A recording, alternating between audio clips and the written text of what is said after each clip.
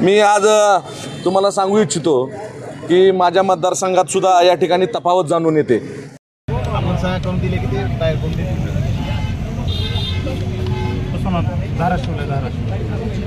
अजून 17 माझ्याकडे आहेत ना, पण मी काय म्हणतो की परत अजून काहीतरी त्यात हे होईल। 10,000 वोट 5,000 वोट कमी झालेले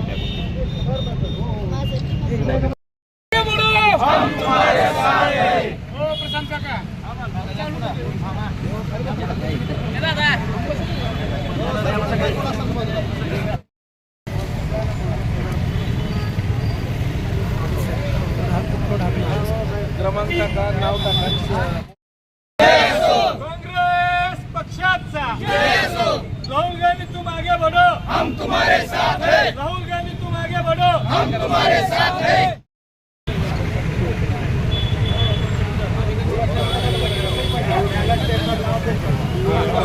बैलेट पेपर लाओ, देश बचाओ। बैलेट पेपर लाओ, देश बचाओ। हटाओ, देश बचाओ। ईवीएम हटाओ, देश बचाओ। ईवीएममध्ये फेरफार करणाऱ्या सरकारचा धिक्कार असो। जनतेचा अधिकार सोडणाऱ्या सरकारचा धिक्कार असो। काँग्रेस पक्षाचा काँग्रेस पक्षाचा ईवीएममध्ये फेरफार करणाऱ्या सरकारचा धिक्कार असो। ईवीएममध्ये फेरफार करणाऱ्या सरकारचा धिक्कार असो। राहुल गांधी तुम आगे बढ़ो, हम तुम्हारे साथ हैं। राहुल गांधी तुम आगे बढ़ो, हम तुम्हारे साथ हैं। आज महाराष्ट्र प्रदेश कमिटीच्या आदेशानुसार संपूर्ण महाराष्ट्रामध्ये आदरणीय नानाभाऊ पटोले, आदरणीय बाळासाहेबजी थोरात साहेब, आदरणीय अमित भैयाजी देशमुख साहेब यांच्या निर्देशानुसार जिल्हा काँग्रेस कमिटीतर्फे आम्ही या ठिकाणी ईव्हीएम हटाव आणि देश वाचवा यासाठी ह्या ईव्हीएमच्या विरोधात, म्हणजे आज बघताय की संपूर्ण महाराष्ट्रामध्ये जर मतांच्या टक्केवारीमध्ये तफावत असून हा चिंताजनक प्रकार आहे। ज्या मतदानाच्या दिवशी संध्याकाळी 5 वाजता 58.22% मतदान झालं असताना त्यानंतर रात्री 11:30 वाजता 65.2% निवडणूक विभागाने जाहीर केले आणि दुसऱ्या दिवशी 21 नोव्हेंबरला हेच मतदान 66.5% झाल्याचे सांगितलं। एकूण 7.83% वाढ झाल्याचं स्पष्ट दिसत आहे।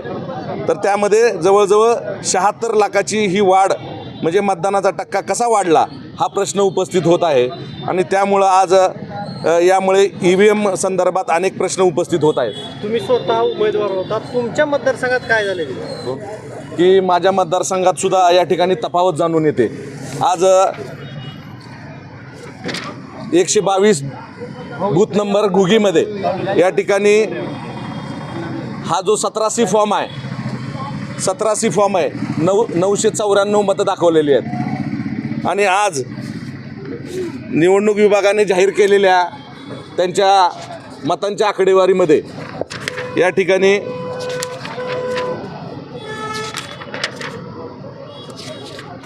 एकशे 22 घुगी 986 दाखवलं आहे, म्हणजे 994 एकीकडे दाखवलेलं आहे वाढलेलं टक्केवारी आणि ॲक्च्युली किती कमी दाखवलेली आहे। असे माझ्या मतदारसंघामध्ये 8 ते 10 बूथमध्ये असा फेरफार आणि तफावत जाणून येते।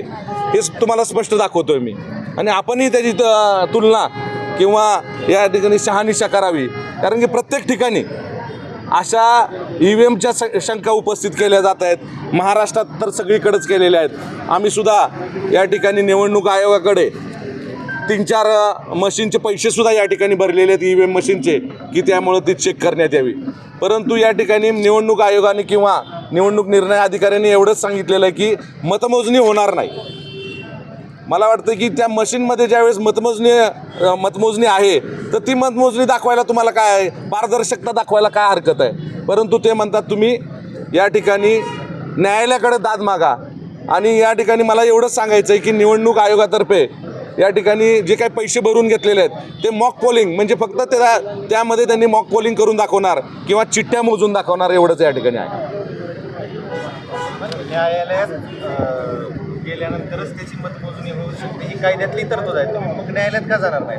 न्यायालयात जाणार ना आम्ही।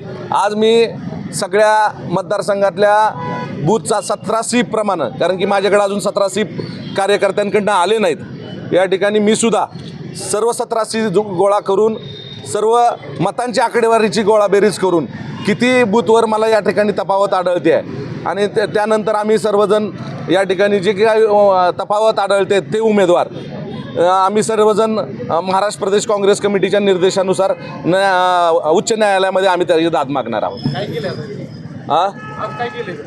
आज आम्ही ही सह्यांची मोहीम आज महाराष्ट्र प्रदेश काँग्रेस कमिटीच्या आदेशानुसार आम्ही या ठिकाणी राज्यपाल महोदय, निवडणूक आयुक्त आणि राष्ट्रपतींना या ठिकाणी आपल्या संपूर्ण जिल्ह्यामधून, संपूर्ण तालुक्यांमधून, सर्व गावोगाव फिरून या ठिकाणी आमचे सर्व काँग्रेसचे कार्यकर्ते, महाविकास आघाडीचे कार्यकर्ते या ठिकाणी हे सह्याची मोहीम घेऊन त्या ठिकाणी आम्ही विनंती करणार आहोत की EM हे जे काही मशीन आहे किंवा EM जे काही मतदान करतोय आपण ते हटवून या ठिकाणी परत बॅलेट पेपरवर मतदान घ्यावं, ही आम्ही या ठिकाणी मागणी. त्यांच्या मोहिमेसाठी जनतेला कसं आवाहन करणार आणि कधी येणार लोक? मला वाटतंय की नाही आज ही 15 दिवस मोहीम, आज ही सह्यांच्या मोहिमेची सुरुवात आहे. या ठिकाणी गावोगाव जाऊन आम्ही मतदारांना आवाहन करणार आहोत, जनतेला आवाहन करणार आहोत की मला वाटतंय की जनतेला आव्हान आमचं हेच असणार आहे की त्यांच्या मनामध्ये सुद्धा साशंकता आहे. त्यांनी सुद्धा प्रत्येक गावामध्ये गेल्यानंतर आम्हाला की आम्ही तुम्हाला काँग्रेसला मतदान केलेलं आहे, महाविकास आघाडीला मतदान केलेलं आहे, त्या प्रमाणात आम्हाला या ठिकाणी मतदान पडलेलं नसून आपण जर बघितलं की माळशिरस तालुक्यामध्ये सुद्धा घटना घडली की प्रत्येक ठिकाणी मार्कडवाडीला, आणि मला वाटतं की प्रत्येक ठिकाणी जनतेला हाच संदेश आहे की प्रत्येक ठिकाणी त्यांनी मतदान तर महाविकास आघाडीला केलेलं आहे पण त्या ठिकाणी आढळून येत नाही आहे मतदान तेवढं.